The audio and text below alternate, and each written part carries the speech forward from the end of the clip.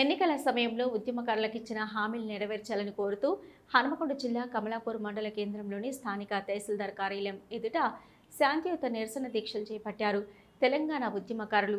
ఈ సందర్భంగా తెలంగాణ ఉద్యమకారుల ఫోరం నాయకులు కత్తి రమేష్ మీడియాతో మాట్లాడారు.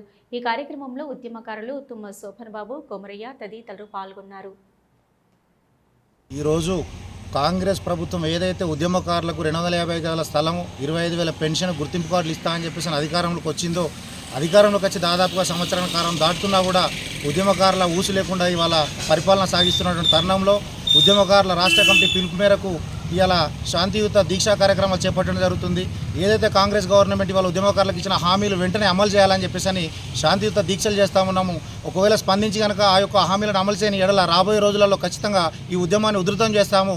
అవసరమైతే కాంగ్రెస్ గవర్నమెంట్ గద్దదించేటువంటి ఆలోచన కూడా మేము ఉద్యమకారులను తీసుకుంటామని చెప్పేసి తెలియజేస్తున్నాం. జై తెలంగాణ.